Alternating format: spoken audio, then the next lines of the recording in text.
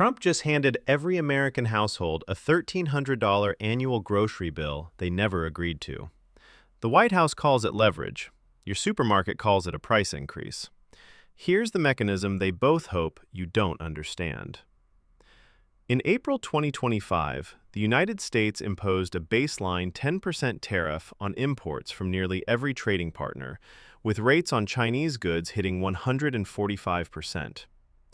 That Chinese rate is the highest the United States has levied on a single major trading partner since the Smoot-Hawley Act of 1930. And yet the official framing is that foreign exporters pay this cost, that Beijing absorbs it, that the American consumer is protected. There is a process by which that framing collapses entirely, a mechanism where the tariff cost moves invisibly through the supply chain and lands on a shelf price for goods that were never imported at all. We will give that process its proper name in a moment, but first, let's look at what the discourse sounds like right now. Tariffs protect American farmers from unfair foreign competition. Eggs are up 60% year over year. The Port of Los Angeles just logged its worst import volume drop since COVID. Inflation is coming down. The Fed has this under control. Trump says grocery prices will fall, eventually. Walmart just warned investors it cannot absorb these costs. This is not inflation. This is a strategic national investment. Okay, so let's talk about what a tariff actually is, because the official framing has done an impressive amount of damage to public understanding of a fairly mechanical concept. A tariff is an import tax, paid by the American importer, not by the foreign exporter. This is not a contested position. Harvard economist and former Council of Economic Advisors chair Jason Furman stated in 2025 that there is as close to a consensus as you get in economics that the cost of tariffs is borne almost entirely by domestic consumers and businesses, not by foreign exporters. That consensus spans left and right. It is the foundational price incidence theory taught in every introductory economics course. Research published by economists at the Federal Reserve Bank of New York found that United States importers passed through nearly 100% of the 2018 to 2019 Section 301 tariff costs to domestic consumer prices. Not 60%, not 80%, nearly 100%. The tariff is, in economic function, a consumption tax paid at the checkout line. Now, the United States average tariff rate was roughly 2.5% before 2018.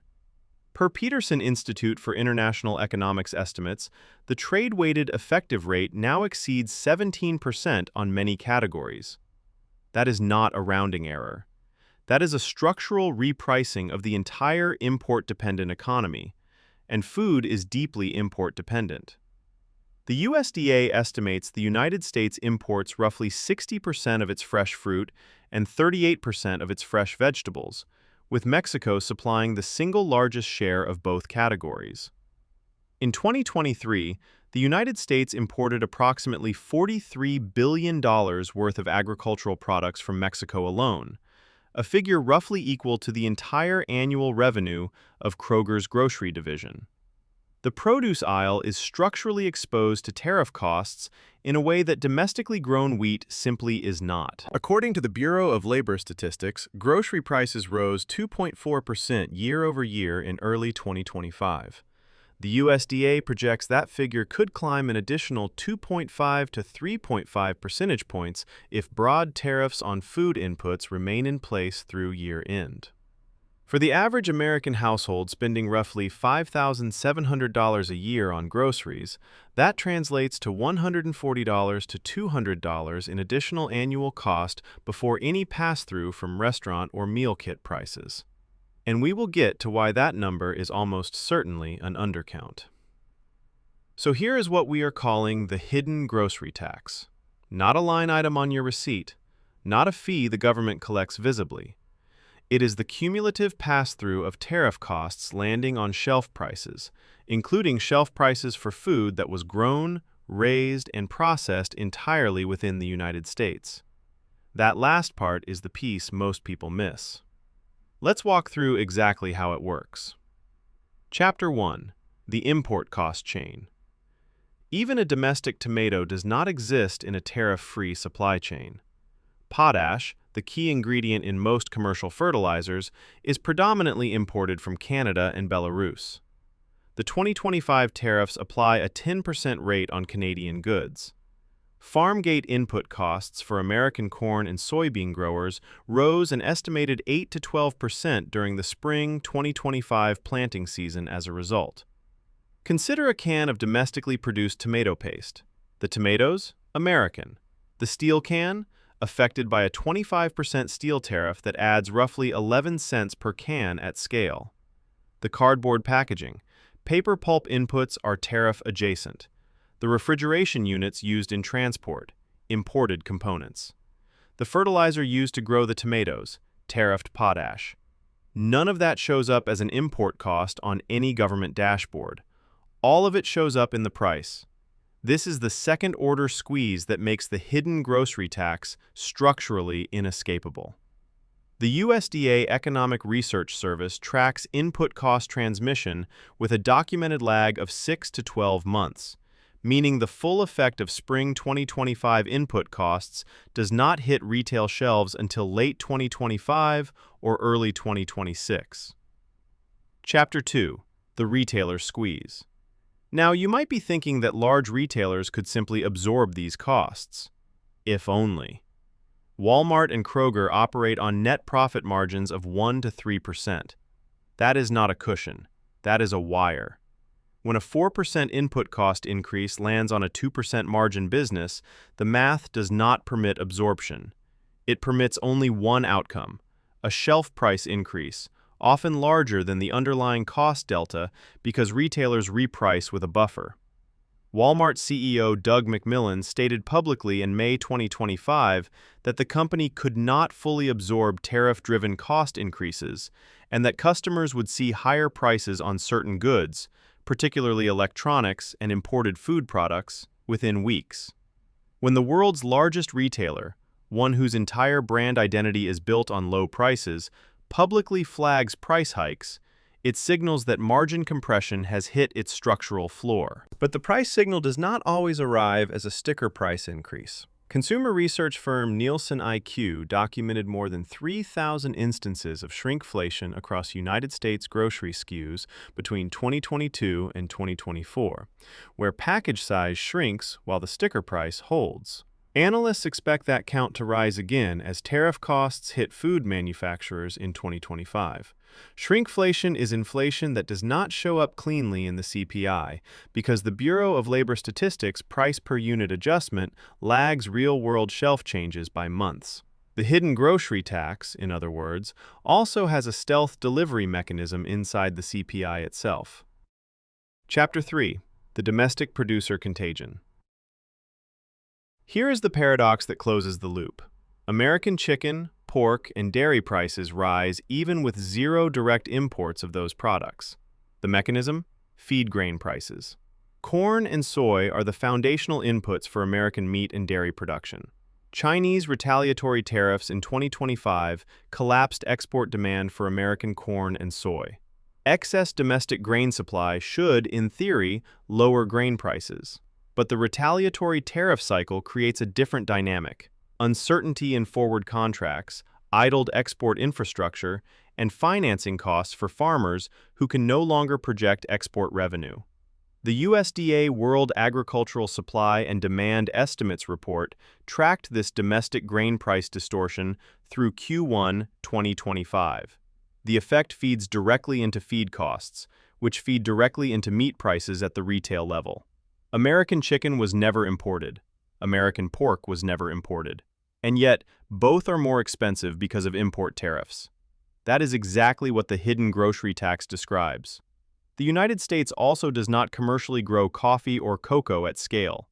100% of domestic supply is imported, primarily from Brazil, Colombia, Vietnam, Côte d'Ivoire, and Ghana, all subject to at least the 10% baseline tariff in 2025. Coffee and chocolate are, for most consumers, non-substitutable goods.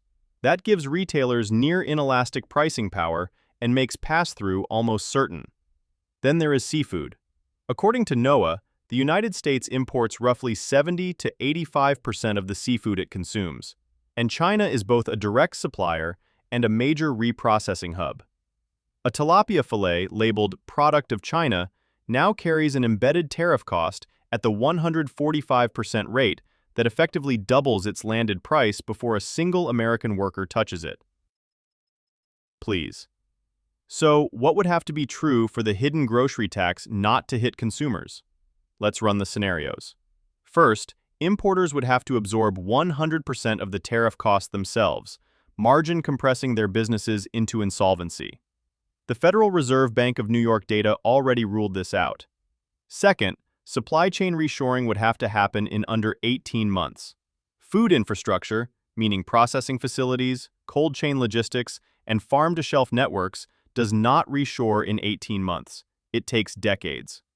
Third, retaliatory tariffs from China and the European Union would have to be voluntarily withdrawn.